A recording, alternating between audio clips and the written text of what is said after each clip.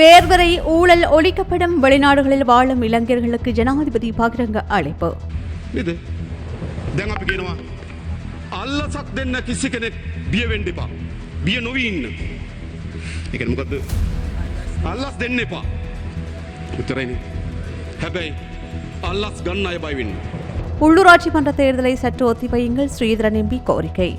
நாட்டில் இவ்வளவு வெற்றிகளை பெற்றுக்கொண்ட என்பிபி கூட எல்பிட்டிய தேர்தலில் ஒரு தொங்கு நிலையை அடைந்திருப்பதை நாங்கள் பார்க்கக்கூடியதாக இருக்கிறது. அவை இனி நடக்கப் போகிற இந்த ஊராட்சி மன்ற தேர்தல்களில் எந்த சபை பெரும்பான்மையான ஆசனங்களை பெற்று அமைப்பது என்பது அந்த வட்டாரங்களில் பெறுகின்ற பிரதிநிதிகளை கொண்டு தீர்மானிப்பதை விட மேலதிகமான பிரதிநிதிகளும் அங்கே உள்ளிழுக்கப்படுகின்ற பொழுது இந்த நிலைமை தோன்றுகிறது. யாழ் நூலக எரிப்பில் செயற்பட்டவர்களே தேர்தலை ஒத்திவைக்க பாடுபடுகிறார்கள். தேர்தல் நிச்சயம் நடத்தப்படல் வேண்டும், அமைச்சர் சந்திரசேகர் காட்டம். அதாவது தொட்டிலில் இருந்து சுடுகாடு வரைக்கும் எங்களுடைய வாழ்க்கையில் அனைத்து விடயங்களையும் தீர்மானிக்கின்ற நிறுவனங்களே இந்த உள்ளூராட்சி சபைகள். முன்னாள் போராளியின் உணவு தடுப்பு போராட்டம் தற்காலிகமாக இடைநிறுத்தம்.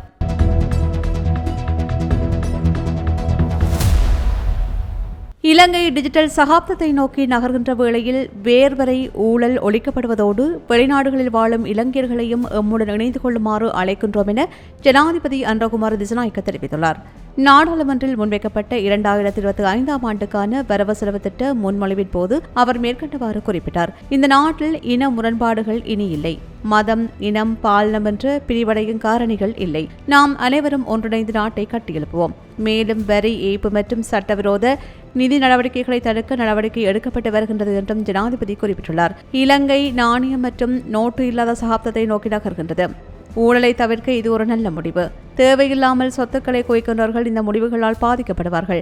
லஞ்சம் வாங்குகின்றவர்கள் அனைவரும் பயப்படும் சமூகத்தை உருவாக்குவோம். தற்போதைய பதில் போலீஸ் மா அதிபர் போலீசாருக்கு அதிகளவு தண்டனைகளை வழங்கியுள்ளார். பேர்வரை ஊழல் ஒழிக்கப்படும். நாம் அனைவரும் ஒன்றிணைந்து நாட்டை கட்டியெழுப்புவோம். ஒருவருக்கொருவர் மரியாதையுடன் இருப்போம். இந்த அழகிய புண்ணிய பூமியை நமது தாய்நாடு என்று அழைப்பதில் பெருமிதம் கொள்கின்றேன் என்றும் ஜனாதிபதி மேலும் தெரிவித்தார். எதிர்வரும் ஏப்ரல் மாதத்தில் நடைபெறவுள்ள உள்ளூராட்சி மன்ற தேர்தலை பிற்போடுமாறு நாடாளுமன்ற உறுப்பினர் சிவஞானம் ஸ்ரீதரன் அரசாங்கத்திடம் கோரிக்கை விடுத்துள்ளார். நாடாளுமன்றில் இன்று உரையாற்றும் போது இதனை குறிப்பிட்டார். ஏப்ரல் மாதத்தில் தேர்தலை நடத்துவது என்பது தம்மை பொறுத்தவரையில் நெருக்கடியாக இருக்கும் என்றும் அவர் மேலும் குறிப்பிட்டார். 2023 ஆண்டு மார்ச் மாதம் 9ஆம் தேதி நடத்தப்பட வேண்டிய உள்ளூர் அதிகார சபை தேர்தல்கள் நீண்ட காலங்கள் இழுபட்ட நிலையில் நீதிமன்ற தீர்ப்புகளோடு இன்றைய தினம் நீங்கள் விசேட ஏற்பாடுகளை செய்திருக்கிறீர்கள். இதிலே குறிப்பாக 2023 ஆண்டின் 30ஆம் இலக்க உள்ளூர் அதிகார சபைகள் திருத்தச் சட்டத்தின் மூலமாக 2023 ஆண்டு நவம்பர் 17ஆம் தேதி என்று நடைமுறைக்கு வந்துள்ள அடிப்படையிலே இளைஞர்களுக்கான இளையோருக்கான சந்தர்ப்பம் ஒன்று வழங்கப்பட்டிருக்கிறது. ஆனால் இதற்கு ஊடாக பெண்களுக்கு ஏற்கனவே 25% வழங்கப்பட்டதும் இருக்கிறது. இது ஒரு நல்ல விடயங்கள். இந்த தேர்தல் திருத்தங்களிலே இளையோருக்கும் பெண்களுக்குமாக வழங்கப்பட்டிருக்கிற விஷயங்கள் வரவேற்கத்தக்க ஒரு விடயம். ஆனால் இன்னும் ஒரு விடயம், இந்த உள்ளூர் அதிகார சபை தேர்தல்களிலே 60-40% இருக்கின்ற இந்த நடைமுறைகள் எப்பொழுதும் ஒரு சரியான ஆட்சியை அந்த சபைகள் அமைக்க முடியாத ஒரு தொங்கு நிலை உருவாக்கப்பட்டிருக்கிறது. அண்மை காலங்களில் நீங்கள் நாட்டில் இவ்வளவு வெற்றிகளை பெற்றுக்கொண்ட என்பிபி கூட எல்பிட்டிய தேர்தலில் ஒரு தொங்கு நிலையை அடைந்திருப்பதை நாங்கள் பார்க்கக்கூடியதாக இருக்கிறது.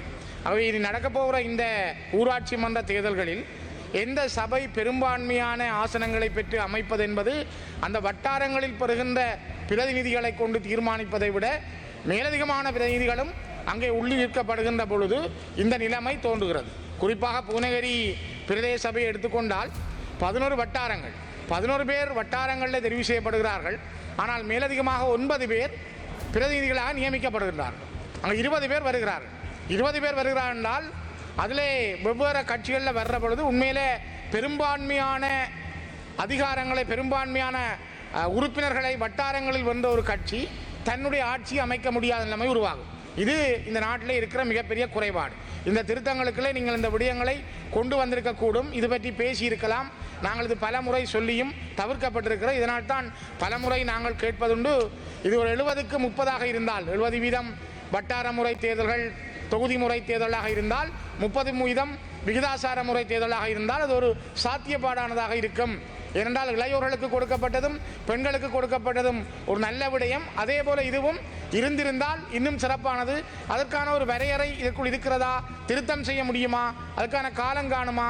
நீங்கள் நீதிமன்றம் தந்திருக்கிற 3 மாத காலத்துக்குள் தேர்தலை நடத்த வேண்டும் என்ற முனைப்பு இருக்கிறது, நாங்கள் வரவேற்கிறோம். ஆனால் காப்போத்த சாதாரண தர பரீட்சை, இங்கே நீங்கள் வரவு செலவு திட்டத்துக்கான விவாதம், இதனை விட நாட்டில் இருக்கின்ற ஈஸ்டர் தினங்கள், சமய நிகழ்வுகள், இவ்வாறானவை எல்லாம் இந்த காலகட்டங்களில் வந்து போகிறது. இதற்குள் இந்த தேர்தலுக்கான பிரச்சாரம் என்பது இங்கே இருக்கின்ற பலர் தான் அந்தந்த தங்களுடைய இடங்களுக்கு சென்று பிரச்சார பணிகளிலும் ஈடுபட வேண்டும். இந்த திகதி என்பது ஏப்ரல் மாதத்தில் நடத்தப்படுவது என்பதும் ஒரு எங்களை பொறுத்தவரை நான் நினைக்கிறேன் அது ஒரு நெருக்கடியானதாக இருக்கும். இந்த நெருக்கடிகளை நாங்கள் பதிவு செய்கிறோம். தேர்தல் திணைக்களம் அல்லது அரசாங்கத்தினுடைய தெரிவுகளில் திகதிகளில் நீங்கள் கொஞ்சம் பின்தள்ளி போவது பொருத்தமானதாக இருக்கும் என்பது என்னுடைய கருத்தாக நான் இந்த இடத்திலே பதிவு செய்கிறேன். மிக முக்கியமாக இந்த ஊராட்சி மன்ற தேர்தல்களில் வருகின்ற எண்ணிக்கை, சாதாரணமாக ஒரு பாராளுமன்ற தேர்தல் அல்லது ஒரு மாகாண சபை தேர்தல்களில் 5% குறைவான வாக்குகளை ஒரு கட்சி பெற்றிருந்தால் அல்லது ஒரு சுயேட்சை குழு பெற்றிருந்தால் அது கணக்கில் எண்ணுவதற்கு எடுக்கப்படுவதில்லை. ஆனால் பிரதேச சபைகள், இந்த ஊராட்சி மன்ற தேர்தல்களில் 5% குறைவான வாக்குகளை ஒரு சுயேட்சை குழுவோ கட்சியோ பெற்றிருந்தால் அவை எண்ணப்படுகின்றன. உள்ளூராட்சி சபை தேர்தல் என்பது கீழ் மட்டங்களில் வாழ்கின்ற மக்களுக்கு முக்கியமானதொன்று. அதனால் தேர்தல் நிச்சயமாக நடத்தப்படல் வேண்டும் என்று அமைச்சர் சந்திரசேகர் தெரிவித்துள்ளார். இன்று இடம்பெற்ற பாராளுமன்ற அமர்வில் அவர் இதனை தெரிவித்தார். நடாத்தப்பட இருக்கின்ற தேர்தலை எப்படியாவது பின் போட முடியுமா, அல்லது அப்படியாப்பட்ட முயற்சிகளே இன்றைக்கு எதிர்கட்சி எதிர் அணியிலிருந்து வருவது காணக்கூடியதாக இருக்கின்றது. எது எவ்வாறான போதிலும் பிரதி குழுக்கள் தவிசாளர்களே, எங்களுடைய பார்வை விசேடமாக இன்று, அதாவது கீழ்மட்டத்தில் வாழுகின்ற கிராமங்களில் வாழுகின்ற மக்களுக்கு இந்த உள்ளூராட்சி சபை தேர்தல் என்பது மிகவும் அத்தியாவசியமாக முக்கியமாக கருதப்படுகின்ற ஒன்று. ஏனென்றால் கிராமங்களுக்கு சென்று பார்க்கின்ற பொழுது எங்களுக்கு எல்லோருக்குமே தெரியும், அதாவது தொட்டிலில் இருந்து சுடுகாடு வரைக்கும் எங்களுடைய வாழ்க்கையில் அனைத்து விடயங்களையும் தீர்மானிக்கின்ற நிறுவனங்களே இந்த உள்ளூராட்சி சபைகள். அப்ப அந்த உள்ளூராட்சி சபைகள் கடந்த காலங்களில் செயலிழந்து போயிருந்ததை காணக்கூடியதாக இருக்கும். அதாவது இந்த உள்ளூராட்சி சபையை கடந்த காலங்களில் முன்னைய அரசாங்கங்கள் இதை எப்படியாவது சுடுகாட்டில் போட்டு புதைப்பதற்கான நடவடிக்கை எடுக்கப்பட்டிருந்ததை தவிர அதிலிருந்து மீட்பதற்கான வேலைகள். அந்த வகையில் எங்களுக்கு எல்லோருக்குமே தெரியும், கடந்த காலங்களில் இந்த உள்ளூராட்சி சபை சட்ட மூலம் வருகின்ற பொழுது அல்லது தேர்தல் நடத்துவதற்கான தேர்தல் ஆணைக்குழு அவ்வாறான அங்கீகரித்ததற்கான திகதியும் அறிவிக்கப்பட்டிருந்த போது தான் அன்றைய காலகட்டங்களில் இருந்த ஜனாதிபதி, தற்காலிகமாக வந்த ஜனாதிபதி அவர்கள் இந்த பாராளுமன்றத்தில் குறிப்பிட்டார்கள், தேர்தல் நடத்துவதற்கு காசும் இல்லை, எனக்கு என்னவென்றும் தெரியாது, திகதி என்றும் தெரியாது என்று நக்கலாக கூறிய நபர்கள். அவ்வாறு அவர் ஜனநாயகத்தோடு விளையாடுகின்ற போது அதை பார்த்து ரசித்தவர்கள், கூக்குரலிட்டவர்கள், கொக்கரித்தவர்கள் இன்றைக்கு முனகல் சத்தம் கேட்கின்றது, தேர்தலை பின்போடுங்கள். ஏன் நான் இதை சொல்லுகின்றேன் என்றால், அந்த அந்த அந்த அந்த தேர்தலை பின்போடுகின்ற வரலாறு என்பது அல்லது தேர்தல் நடாக்காமல் இருப்பது என்பது விசேடமாக வடமாகாணத்திற்கு, விசேடமாக தமிழர்களுடைய பக்கம் இருந்து பார்க்கின்ற பொழுது அபகரான தேர்தல்களை பின்போட்டு அதனுடைய வெளிப்பாடாகவே கடந்த காலங்களின் விசேடமாக தாங்களுடைய ஜனநாயக உரிமைகளை வென்றெடுப்பதற்காக வடக்கில் இருந்த இளைஞர்கள் ஆயுத போராட்டம் வரைக்கும் செல்லுவதற்கு காரணமாக இருந்த நிலைமை. அதில் அந்த நிலைமை தான் பிரதிகுழுக்கன் தவிசாளர் அவர்களே 1981 ஆண்டு யாழ்ப்பாணத்தில் நடைபெற இருந்த மாவட்ட அபிவிருத்தி சபை தேர்தல், அந்த மாவட்ட அபிவிருத்தி சபை தேர்தலை நடாத்துவதற்காக இருந்த போது அன்றைக்கு அந்த தேர்தலை குழி தோண்டி புதைப்பதற்கு ஜனநாயக விரோதமான செயற்பாடுகளை முன்னெடுத்த காடையர்கள் மூலமாக நடவடிக்கைகளை முன்னெடுத்தவர்கள் தேர்தலை பின்போடுவதற்கு முன்னெடுத்தது மாத்திரமல்ல, யாழ் நூலகத்தையும் எரித்து சாம்பலாக்கி 94,000 புத்தகங்களை கொளுத்திய பாவித்தனமான நபர்கள் அந்த நடவடிக்கைகளுக்கு இன்றைக்கு ஆதரவாக அன்றைய காலகட்டங்களில் இருந்தவர்கள் இன்றைக்கு விசேடமாக இந்த தேர்தலை பின்போடுவது எப்படி என எதிர்பார்த்து கொண்டு அதற்காக கொக்கரிக்கின்ற சம்பவங்களை காணக்கூடியதாக இருக்கும்.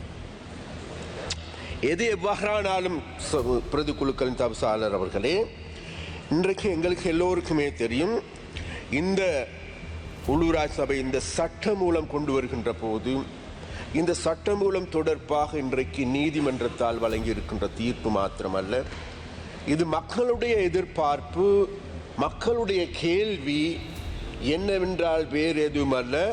இன்றைக்கு எங்களுடைய சிறிய கீழ்மட்டத்தில் இருக்கின்ற நிர்வாகங்கள் அனைத்தும் சீர்குலைந்து போயிருக்கும். எங்களுடைய சிறுவர் பராமரிப்பு நிலையங்கள் எடுத்துக்கொண்டாலும் சரி, அதாவது விளையாட்டு கழகங்கள் எடுத்துக்கொண்டாலும் சரி, எங்களுடைய பெண்களை பராமரிக்கின்ற பெண்கள் அமைப்பு எடுத்துக்கொண்டாலும் சரி, கிராம அபிவிருத்தி சபைகள் எடுத்துக்கொண்டாலும் சரி, அதே போன்று எங்களுடைய பிறப்பு சான்றிதழை பெற்றுக்கொள்ள வேண்டுமா, இறப்பு சான்றிதழை பெற்றுக்கொள்ள வேண்டுமா, இந்த அனைத்து நடவடிக்கைகளுக்கும் இருக்கின்ற நிறுவனங்கள் தான் வேறு எதுவும் உள்ளூராட்சி நிறுவனங்கள்.